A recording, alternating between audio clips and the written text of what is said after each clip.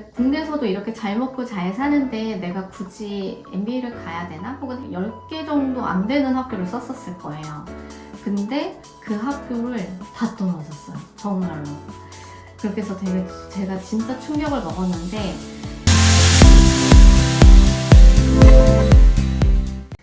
네, 이번 영상에서는 다른 걸 설명드리기보다는 제가 왜 MBA를 가려고 했었고, 그리고 MBA를 다녀와서 어떤 것들이 좋았는지를 한번 설명을 해보려고 해요.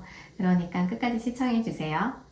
저는 토종 100% 한국인인데요. 이게 무슨 말이냐면, 저처럼 한국에서 태어나고 자라고 교육받고 그리고 여기에서 사회생활까지 하신 분들을, 저와 같은 사람들을 토종 한국인이라고 불러요. 즉 해외 MBA를 나가기 전까지는 해외에서 살아보거나 교육받아 본 적이 단 한 번도 없거든요. 저는 사실 이렇게 일을 할 때까지만 해도 MBA에 대한 생각이 사실 그렇게 크게 많지는 않았었던 것 같아요. 국내에서도 이렇게 잘 먹고 잘 사는데 내가 굳이 MBA를 가야 되나? 혹은 해외를 나가야 되나? 그거에 대한 니즈가 별로 없었던 것 같아요. 그러다가 제가 좀 MBA를 가겠다라고 생각한 동기가 있었어요. 일이 계속 지속되는데 들어오는 거 없이 되게 나가는 것만 같은 기분이 어느 순간부터 들었었고, 그러다 보니까 다른 길이 없을까라는 생각을 조금씩 하기 시작했던 것 같아요. 보통 많은 분들이 MBA를 지원하시는 동기는 크게 세 가지거든요. 커리어 점프업을 하시기 위해서 많이들 선택을 하세요.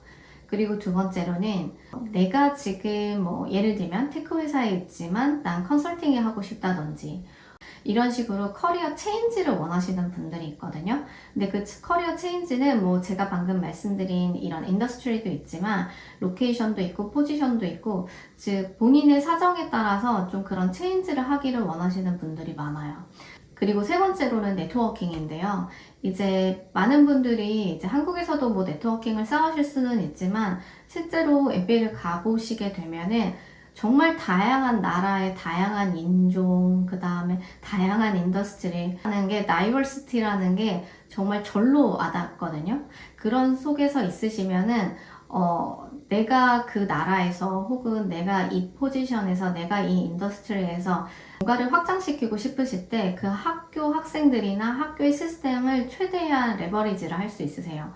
그러다 보니까 이제 보통 자기 엔터프레너십을 하시거나 아니면 그곳에서 창업을 하고 싶으시거나 아니면 리크루팅을 하고 싶으신 분들이 이제 이런 네트워킹의 기회를 최대한 살리고자 많이들 가고 싶어 하시고요.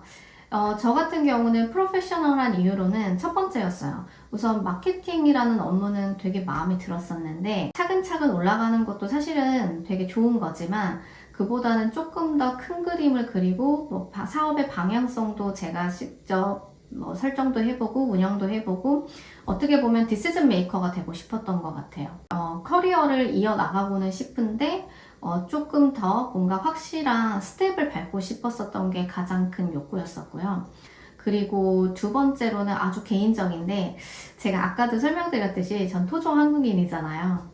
저희 때 뭐가 유행했었냐면 그런 프렌즈랑 그 다음에 위기의 주부들이나 이런 미드가 진짜 유행했어요. 근데 그 중에서도 이렇게 프렌즈 보면은 너무 자유분방하고 너무 그 삶이 재밌어 보이는 거예요. 아주 단순하게. 그래서 해외에서 살아보는 거에 대한 로망도 있었거든요. 그렇게 해서 좀 이렇게 저렇게 찾아다 보니까 해외에서 살면서 그리고 내 커리어를 놓치지 않고 오히려 그 커리어를 레버리지 시켜서 더 내가 원하는 그런 샐러리나 원하는 로케이션이나 원하는 포지션으로 갈 수 있는 그런 교육기관이 딱 MBA이더라고요. 그래서 저는 나는 무조건 MBA를 가야겠다. 그때 처음 마음을 먹었고 제가 그렇게 준비를 1월 1일부터 시작을 하게 됐어요. 우선 많은 분들이 이제 MBA를 준비를 이제 시작하시려고 하면 네이버도 하시고 구글링도 하시잖아요. 그러면서 이제 가장 아시게 되는 게 GMAT이나 GRE부터 준비를 해야 되는구나를 아실 수 있듯이 저 역시도 처음에 이제 GMAT이나 GRE를 준비를 했고요. 사실 제가 준비를 할 때는 GRE를 사실 그렇게 받아주는 분위기는 아니었어요. 거의 10% 거의 미만이었었던 것 같아요. 제가 알기로는. 그리고 한간에 또 소문은 GRE보다는 GMAT을 더 쳐준다. GRE는 사실 내도 별로 뭐 안 받아준다. 막 이런 얘기가 너무 많았어가지고, 굳이 내가 그런 리스크를 감당할 필요는 없지. 이러면서 저는 GMAT 준비했고요. 근데 여러분들이 오해 안 하셔도 되는 게, 지금은 웬만한 MBA 주요 학교들이 다 GRE를 다 받아주고 있고, 그리고 전혀 GMAT과 GRE에 선호가 없어요. 그러니까 오히려 여러분들은 GMAT이나 GRE 시험을 보시고 어떤 게 나한테 좀 더 잘 맞겠다라고 하시는 것들을 선택하셔서 준비를 하시면 더 좋을 것 같아요. 아무튼 그렇게 해서 저는 GMAT을 준비를 했는데 제가 이거 너무 창피한 얘기지만 제가 첫 해에는 다 떨어졌어요. 이게 무슨 말이냐면 제가 첫 해에 이제 GMAT 준비를 하고 그리고 점수를 받았는데 성적이 너무 잘 안 나오는 거예요. 근데 사실 탑 10이나 탑 15 학교를 쓰려면 보통 7자를 보라라고 말하거든요. 그러니까 GMAT, 옛날 GMAT 점수로 700점 이상을 맞아야 최소한 지원이 가능하다라는 표현이 있을 정도예요. 그런데 그 점수가 안 됐어요, 사실. 그리고 심지어 그 점수, 안 되는 점수마저도 거의 9월 말이었나? 혹은 10월 달에 나왔었던 것 같아요. 그런데 당장 회사는 그만두고 싶고, 그리고 당장 지원도 하고 싶고, 빨리 가고 싶고 하니까 제가 그해 세컨 라운드를 준비를 했거든요. 그래서 제가 거의 7개, 8개, 10개 정도 안 되는 학교를 썼었을 거예요. 근데 그 학교를 다 떨어졌어요. 정말로.